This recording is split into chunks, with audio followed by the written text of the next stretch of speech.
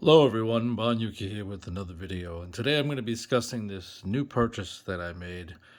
This is the Samsung Q90B. It's a 75-inch model that I believe on release it was 27.99, and you can probably get it right now for about 23.99. Thankfully, I went out and I got backed into buying this TV. I didn't really want to pick it up, but I'll tell you the backstory in a moment. But I did get it for a decent price at 1,700, and it is a decent set. It is a mini LED. No, this is not OLED, and I have my reasons for that. But yeah, I redid my theater room. I sold a few CRTs off.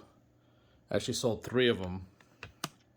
One of them was the JVC 36-inch iArt. I sold that one. And as you can see here, I only have one and now two Sony XBR 960s, which is, a great set. But my friend wanted one, and the one I sold him was the one that could actually take 540p from the RetroTink via component.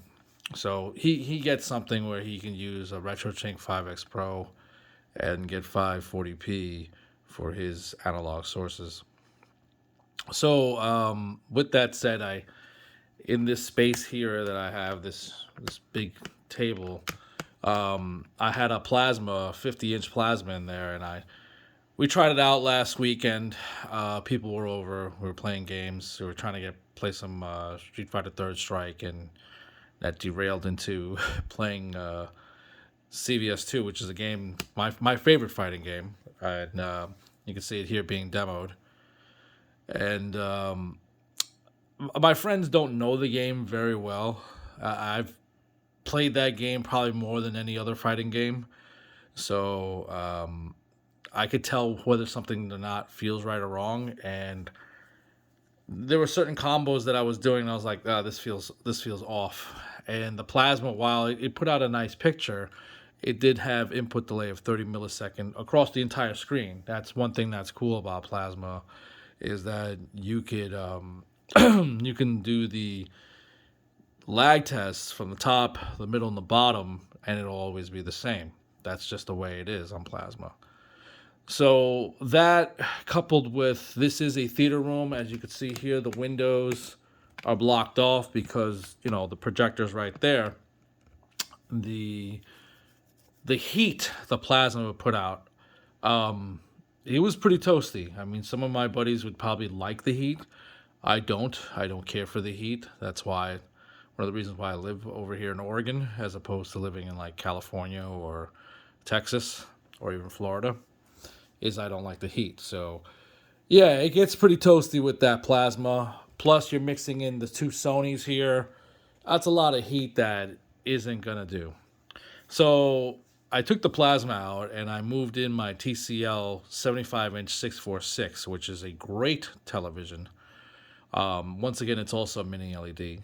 Unfortunately, in bringing it upstairs, it was dropped. And I'm talking, it was dropped maybe 6 inches.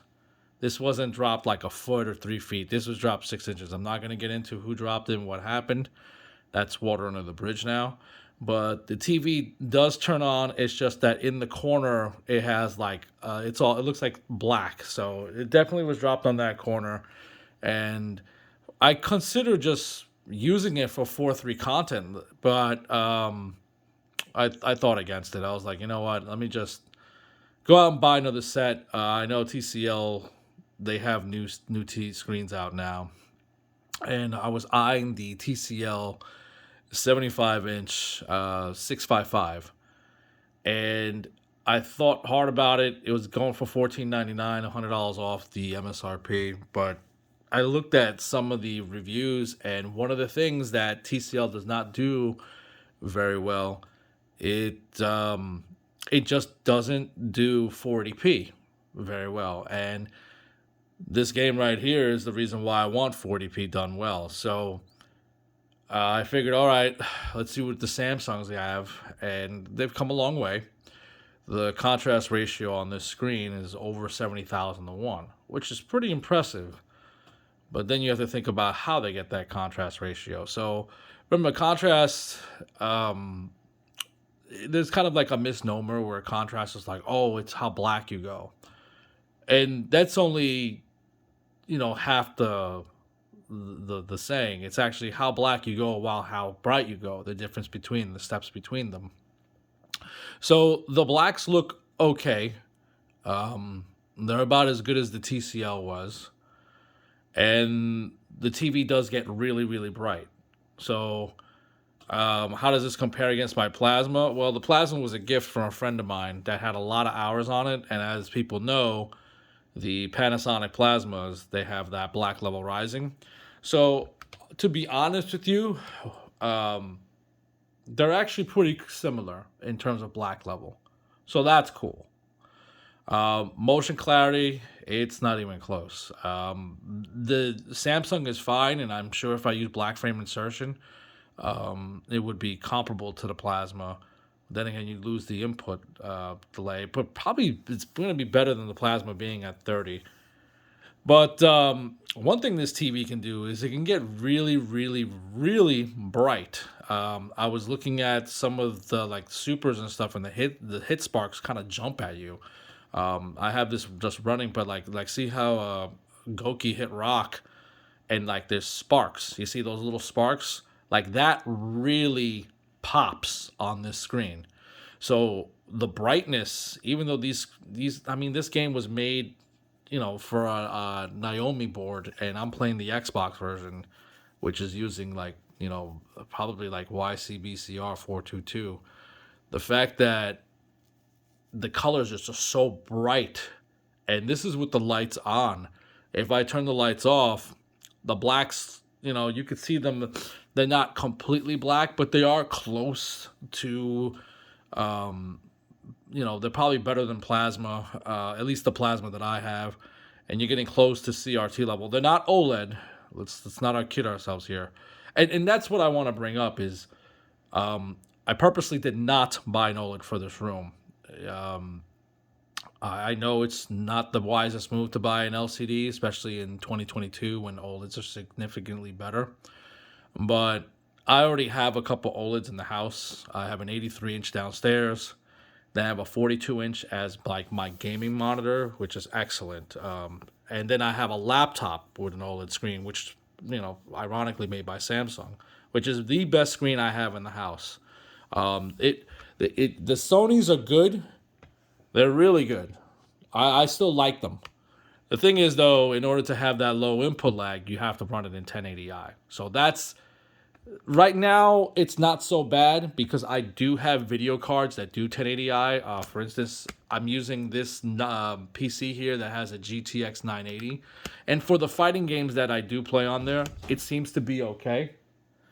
But I also have a GTX 1080 Ti that's downstairs. So I do feel that in a few years when those GPUs die, I will have a problem getting 1080i or 540p, which these screens, unfortunately, this one and this one, being sent 540p from like a RetroTink, all I get is a gray screen.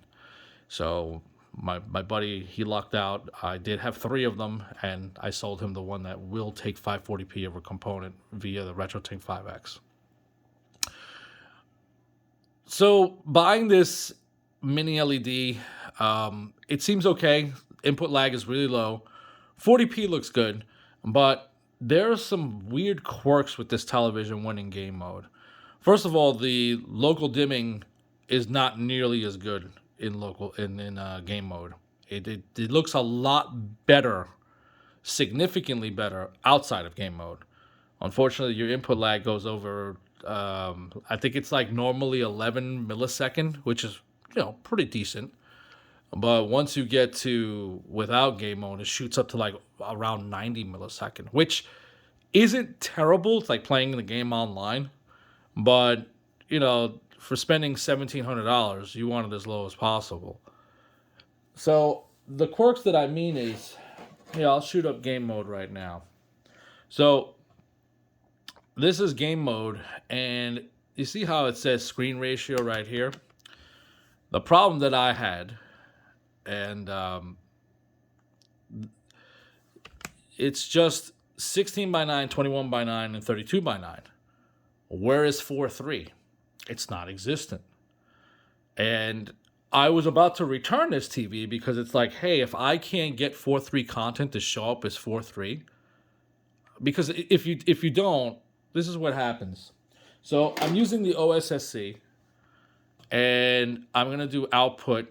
And right now, if you look up here, it's 40p pass through, which is 40p pass through. It's probably like 720p by 480, which is a 4:3 resolution. Now I'm gonna line double it, so it's a 960p. It looks a little sharper, but look what happens when I shoot 960p.